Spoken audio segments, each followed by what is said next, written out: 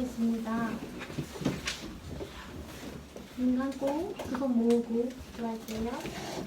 은혜롭고 자비로우신 하나님 아버지, 오늘도 거룩한 예배의 자리로 나오게 하시니 감사합니다. 함께하지 못하는 친구들도 각자의 자리에서 주님을 잊지 않고 예배하며 찬양하기 원합니다. 한 주간 우리의 생각과 마음속에 담겨진 세상 것들을 다 버리고 주님 앞에 나와 회개합니다. 세상 것에 흔들릴 때마다 주는 그리스도시요 살아계신 하나님의 아들이라는 베드로의 고백처럼 우리는 하나님의 백성임을 잊지 않고 살아가게 해주세요.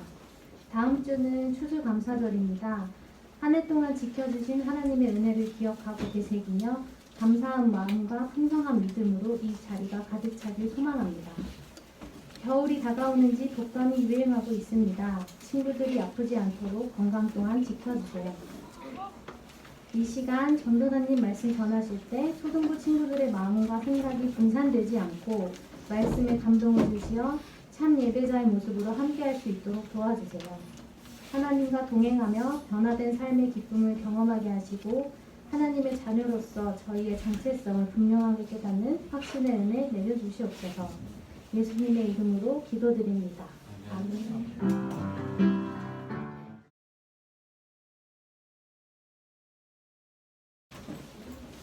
오늘 우리에게 주실 하나님 말씀입니다. 베드로전서 2장 4절에서 6절까지 말씀입니다. 베드로전서 2장 4절에서 6절까지 말씀입니다. 다 함께 성경을 찾아주세요.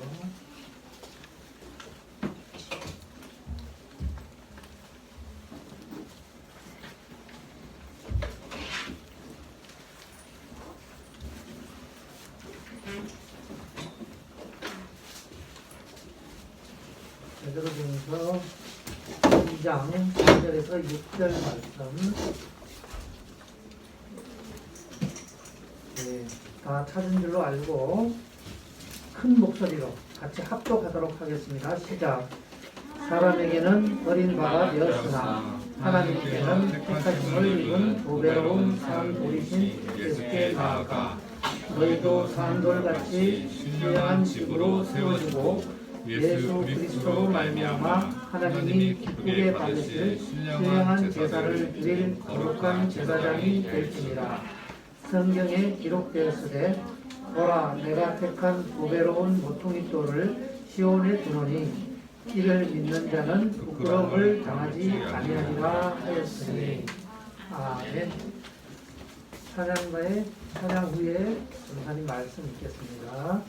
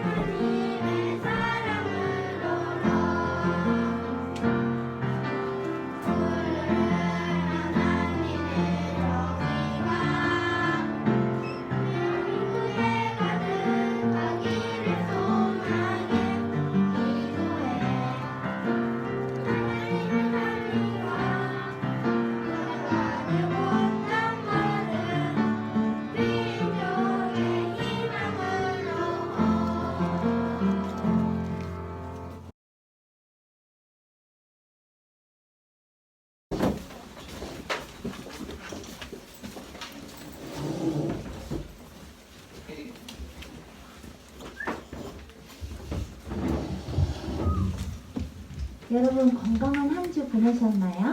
네. 요즘 날씨가 너무 추워요. 또 오늘도 비가 살짝 내린 가운데 여러분들 발걸음을 또 교회로 향할 수 있는 은혜 주신 하나님께 참으로 감사 영광 올려드립시다. 전도사님은 한 주 동안 감기로 매우 힘들었어요. 그래서 약도 지어 먹고 병원도 2번이나 방문했습니다. 그런데 감사하게도 목소리에 큰 변화가 없어서 여러분들에게 설교를 전하는데 지장이 없을 것 같아서 하나님께 또 감사한 마음으로 다시금 이 자리에 섰습니다. 자, 여러분들과 오늘 하나님의 말씀을 나눌 텐데요. 오늘 우리에게 주시는 말씀은 베드로전서 2장 4절에서 6절까지의 말씀입니다. 함께 주제 읽어볼 텐데요. 전도사님이 먼저 읽어보겠습니다. 거룩한 백성으로 사는 우리, 여러분들 차례입니다. 시작. 거룩한 백성으로 사는 우리. 서기 64년 7월 18일에 거대한 로마 제국의 수도인 로마 시내 한복판에 불길이 치솟았습니다. 불길은 삽시간에 건물에서 건물로 옮겨 붙었고요. 결국 당시 로마 시내 14개 구역 중에 10개 구역이 불에 타고 말았습니다. 이 일로 인해서 시민들은 크게 분노하면서 당시 황제였던 네로 황제에게 원망을 토로하기 시작했습니다. 급기야 시민들 사이에서는 네로 황제가 고의적으로 불을 지른 거 아니냐, 이러한 이야기가 오가기 시작했어요. 그래서 점점 더 분노한 시민들은 네로 황제에게 더 큰 분노를 표출했고 네로는 고민에 빠졌습니다. 이 일 어떡하지? 이것을 어떻게 처리할 수 있을까? 한참 고민하다가 고안해낸 방법이 있습니다. 여러분 같으면 어떤 방법으로 사람들에게 변명을 할 것 같아요? 이 사람은 야비하게도 이 일을 기독교인들에게 다 뒤집어 씌워야겠다라는 생각을 하게 됩니다. 기독교인들이 불을 질렀다고 하면 되겠다, 이렇게 생각해냈어요. 네로의 계획대로 기독교인들이 불을 질렀다는 소문이 방방곡곡 퍼져나가게 되었습니다. 시민들은 기독교인에 대해서 어떻게 생각할까요? 매우 나쁘게 분노하면서 열이 확 올랐어요. 네로는 수천 명의 기독교인을 잡아 가두거나 처형하라고 명령했습니다. 네로 황제의 박해가 끝난 이후에도 기독교인들의 어려움은 나날이 계속되었어요. 이후 다른 로마 황제들로부터도 많은 환난과 박해를 받았던 기독교인들이었습니다. 그러나 기독교인들에 대한 로마 제국의 괴롭힘이 더더더 심해졌어요. 많은 성도가 생명의 위협을 받게 되었습니다. 이러한 상황에서 성도들이 하루하루 고난을 견디면서 믿음을 지켜나가긴 어려웠습니다. 로마 제국은 황제를 신처럼 숭배할 것을 강요했어요. 그런데 기독교인들은 나 이외에 다른 신을 섬기지 말라라는 십계명을 아는 이상 그렇게 할 수 없었겠죠. 그들은 오직 하나님만을 예배하기 위해 살아가는 사람이기 때문입니다. 우리 또한 그렇죠? 오늘 우리가 읽은 베드로전서는 이런 상황에서 쓰여진 책입니다. 예수님의 제자였던 베드로는 성도들에게 편지를 썼어요. 고통 중에 있는 그 성도들의 마음을 위로하고 또 믿음을 격려하면서 우리 소망이신 예수님을 붙들며 나아갑시다 라는 메시지를 전달하기 위해서 이 편지를 쓴 것입니다. 베드로는 박해받고 있는 이 기독교인들에게 그들이 하나님 앞에 어떤 존재인지 그리고 어떤 약속을 받았는지 그들에게 가르쳐주고 싶었던 거예요. 박해를 견디고 있었던 그 이스라엘 백성에게 주신 하나님의 약속이었던 말씀이 바로 오늘 본문 말씀입니다. 하나님께서는 그 약속을 오늘 우리 가운데에도 동일하게 해주신 거예요. 베드로전서 2장 9절에는 이렇게 기록되어 있습니다. 너희는 택하신 족속이요 왕같은 제사장들이요 거룩한 나라요 그의 소유가 된 백성이니 이는 너희를 어두운 데서 불러내어 그의 기이한 빛에 들어가게 하시니 아름다운 덕을 선포하게 하려 하심이라. 하나님께서 우리를 택하신 족속 그리고 왕같은 제사장 거룩한 나라 하나님의 소유가 된 백성 이다라고 이렇게 우리를 축복해주고 계십니다. 그들에게도 해당되는 말이지만 오늘 우리에게도 주신 말씀이에요. 우리가 예수님을 믿지 않는다면 우리는 누구의 소유가 되었을까요? 안타깝지만 마귀 사탄의 소유가 될 수 있습니다. 그러나 예수님을 믿음으로 말미암아 우리는 하나님의 소유된 백성이 되었습니다. 소유가 된다라는 말은요, 히브리어로 세굴라라고 표현하는데요. 이거는 나에게 가장 소중한 것이다 라는 뜻이에요. 세계 모든 민족 중에서 너희를 가장 으뜸이 되게 하고 생명처럼 소중하게 아끼겠다라는 뜻입니다. 사람은 누구나 자신이 가장 소중하게 여기는 것을 애지중지해요. 즉 우리가 하나님의 소유가 된다는 그 말씀은요, 하나님의 절대 보호 아래 있게 된다는 의미이고 하나님의 사랑을 전적으로 받으면서 살아갈 수 있는 사람이 된다라는 의미가 됩니다. 그런 우리를 왕같은 제사장이다 라고 표현해주고 있습니다.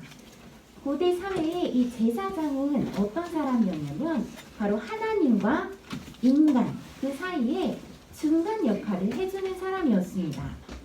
즉 이스라엘을 하나님과 열방 민족들 사이에 중보자 역할을 했다는 뜻인데요.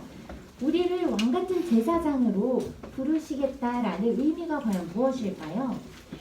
우리가 하나님이랑 세상 그 가운데 중보자 역할, 중간 역할을 잘 감당할 수 있도록 너희를 돕겠다라는 역할이 되겠습니다. 이것은 하나님을 믿는 그리스도인들의 모든 사명입니다. 거룩한 나라 백성이 된다. 여기 맨 뒤에 이제 서술된 그 부분은요, 제사장 나라의 가장 중요한 역할 바로 거룩을 수행하라라는 메시지입니다. 거룩이 뭘까요, 여러분? 거룩은요, 구별되다 라는 단어와 같습니다. 즉 세상과 좀 다른 가치관이고요, 다른 세계관을 가지고 살아간다라는 의미입니다. 이것을 위해서 하나님께서는 우리에게 십계명과 율법을 허락해 주셨어요.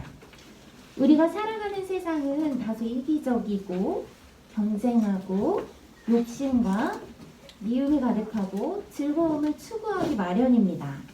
하지만 이 세상을 살아가는 동안에 세상의 가치관과 방법을 따르지 말고 하나님께서는 거룩의 방법, 조금 더 구별된 삶의 방법으로 살아가라라고 우리에게 제안해주고 계십니다. 오늘 본문 말씀에서 예수님을 산돌과 또 모퉁이로도 표현해주고 계십니다. 본문을 전도사님이 대표해서 읽어보겠습니다. 사람에게는 버림받아 되었으나 하나님께는 택하심을 입은 보배로운 산돌이신 예수께 나아가 너희도 산돌 같은 신령한 직으로 세워지고 예수 그리스도로 말미암아 하나님이 기쁘게 받으실 신령한 제사를 드려 거룩한 제사장이 될지니라. 이렇게 선포하고 있습니다. 베드로는 예수님을 산돌이라고 하면서 우리 크리스천도 산돌과 같은 사람이 되라고 명하였어요. 그렇다면 산돌이 뭘까요? 혹시 산에 있는 돌로 생각하진 않겠죠? 산돌은요, 리빙스톤. 네, 돌은 맞아요. 근데 살아있는 돌이라는 뜻입니다. 이 돌의 특징은 굳고 강하며 불변한다 라는 그런 특징을 가지고 있습니다. 예수님은 불의한 것을 배척하고 또 공격적인 것을 배척하셔요. 그리고 정의를 주장하셨습니다. 돌과 같이 예수님은 강하였고요. 어제나 오늘이나 영원토록 변치 않습니다.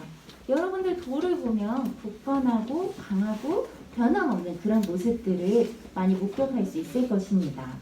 이렇게 예수님은 영원하신 본체이심으로 영원히 우리를 붙드시고 강하게 우리를 안전한 곳으로 인도하신다. 그 뜻임을 여러분들 꼭 기억해 주시길 바랍니다. 예수님이 산 돌인 것처럼 오늘 우리들은 하나님의 택하심을 받고 보배로운 산 돌의 모습으로 변화가 될 수 있습니다. 본문에 예수님은 또 다른 언어로 표현이 되어 있는데 이것 또한 신기합니다. 모퉁이 돌이다 라고 표현이 되어 있어요. 6절 말씀 한번 보겠습니다. 성경에 기록되었을 때 보라 내가 택한 보배로운 모퉁이 돌을 시온에 두노니 예수님을 모퉁이의 머릿돌로 표현한 이 말씀은요. 예수님의 어떠한 모습을 설명하기 위해서 이렇게 쓰여져 있었을까요? 이스라엘 사람들은 집이나 어떤 건물들을 건축할 때 큰 반석을 기초로 삼습니다. 그 위에다 집이나 건물을 쌓아 올려요. 그렇게 할 때 그 건축물은 든든한 반석으로 된 그 기초로 인해서 견고해질 수 있는 것입니다. 이때 기초가 되는 그 반석을 머릿돌이라고 불러요. 이스라엘의 건축법상 모퉁이의 머릿돌은 건물을 지을 때 표준이 됩니다.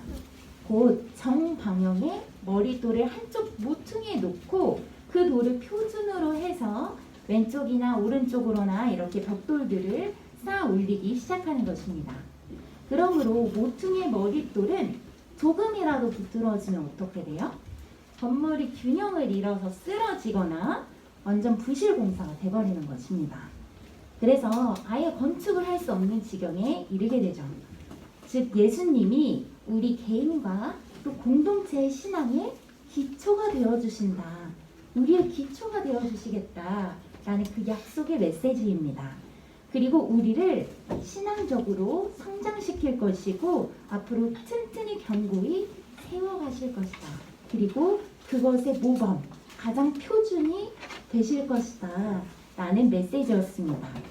이에 따라 예수 그리스도로 기준을 삼지 않고 쌓아 올린 모든 신앙의 모습들은 어떻게 될까요? 결국 무너지게 되어 있습니다. 6절 말씀에 모퉁이 돌이신 예수님을 믿으면 부끄러움을 당하지 않는다는 말씀이 바로 여기에서 비롯된 말씀이겠죠. 우리를 이렇게 귀하게 부르시고 이끄시고 세우시는 이유는 무엇일까요? 하나님의 백성은 사명을 받아야 하기 때문이에요. 사명은 하나님께서 나에게 맡겨주신 그 임무입니다. 내가 튼튼하게 견고하게 세움받지 않으면 하나님께서 맡겨진 일을 흔들흔들거리면서 수행할 수밖에 없어요. 하나님의 뜻에 기반하지 않는다면 와르르 무너질 수밖에 없다는 의미예요. 베드로전서 2절 9절 이하에는 이는 너희를 어두운 데서 불러내어 그의 기이한 빛에 들어가게 하신 이의 아름다운 복을 선포하게 하려 하심이라. 이 말씀이 기록되었다고 말씀드렸죠. 베드로는 이렇게 편지에서 예수님을 믿고 구원을 받아 하나님의 자녀가 된 모두가 택하신 족속이다. 왕같은 제사장이다. 거룩한 나라다. 하나님의 소유가 된 백성이다. 라고 선포했던 것을 여러분들 꼭 기억해 주시기를 바랍니다. 여러분들 모두가 하나님의 아름다운 덕을 선포하며 나아갈 수 있기를 바랍니다. 이곳에서 아름다운 덕은 무엇이냐면 기쁜 소식, 하나님의 말씀을 전하는 일입니다. 예수님이 우리를 죄에서 구원하셨다. 그 메시지가 담긴 복음입니다. 그리고 영원히 하나님 나라에서 살 것이다 라는 확신이 있는 것이죠. 하나님께서는 우리만 구원받기를 원치는 않으세요. 모든 사람이 죄로부터 구원받기 원하시는 분이 바로 하나님이십니다. 그래서 우리에게 아름다운 덕, 바로 복음을 전하는 사명을 주신 것입니다. 여러분의 가족 중에서 혹시 예수님을 아직 믿지 못하는 사람들이 계신가요? 네, 있는 경우가 좀 많네요. 학교나 학원에서도 만나는 친구들 중에서도 아직 하나님을 모르는 친구가 있나요? 네, 많이 있나 봐요. 여러분은 하나님의 백성으로서 그들에게 복음을 전할 사명이 있습니다. 하나님께서는 모든 사람을 죄에서 구원해 주셨기 때문에 이 자리 가운데 함께 나와서 하나님 예배할 수 있는 역사가 있기를 간절히 축복합니다. 전도사님의 이야기를 잠시 들어서 여러분들에게 조금 나누고 싶은데요. 전도사님의 외할아버지는 전도사님이 어렸을 때 예수님을 전혀 믿지 않는 분이었습니다.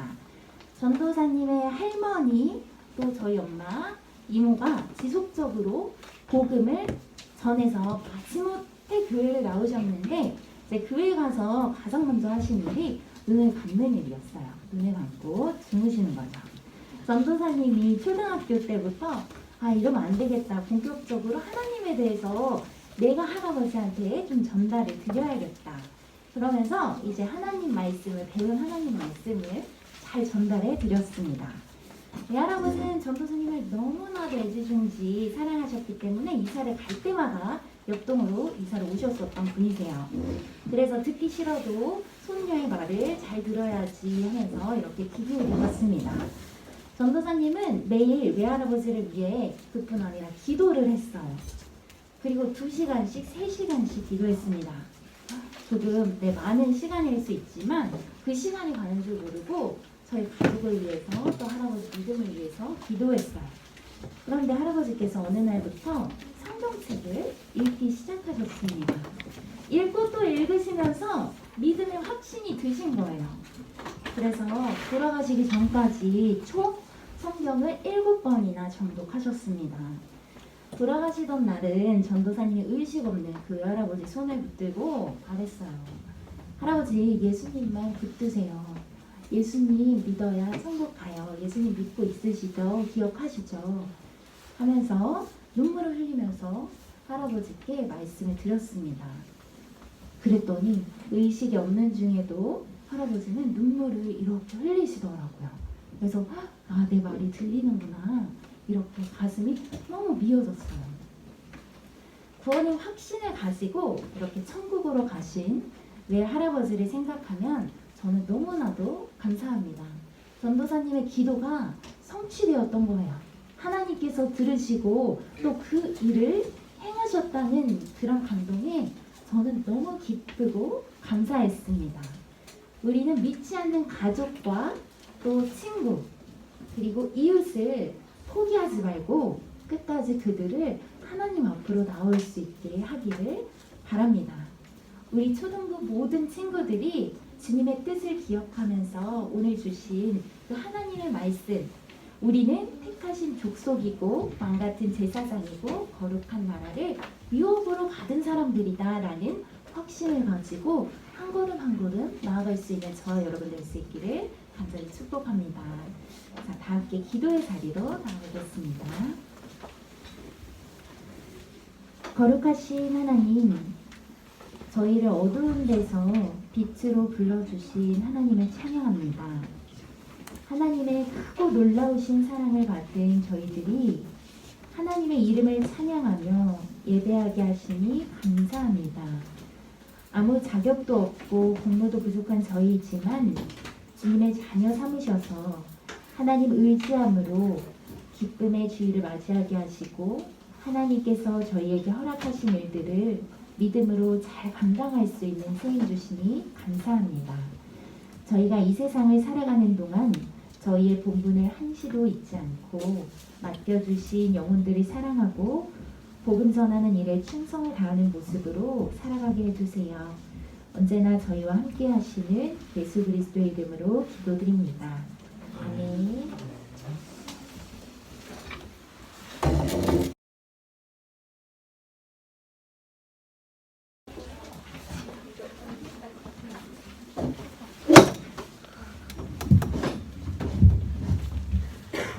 다 함께 봉헌 기도하겠습니다. 표정 말고 등은 감고 기도할게요. 참 좋으신 하나님, 저희를 주님의 전으로 부르시고 하나님께 영광 돌리는 자리에 있게 하시니 감사합니다. 주님, 저희가 교회를 아름답게 세우며 내 이웃을 내 몸과 같이 사랑하라는 주님의 말씀을 붙들고 나아가오니 저희를 붙드시고 축복해 주세요. 오늘 이 시간 주님께 감사한 마음으로 정성껏 준비한 예물을 드립니다. 하나님께 대한 마음을 주님께 드리는 것이오니 기쁘게 받아주시고 저희 마음의 이 고백이 변하지 않도록 악한 것에서 보호하시고 저희를 옳은 길로 인도해 주세요. 이 예물이 쓰이는 곳마다 하나님의 손길과 사랑이 필요한 그곳에 사용될 수 있기를 원합니다. 저희를 통해 새 일을 이루어 주실 주님 믿사오며 예수님의 이름으로 기도드립니다. 아멘.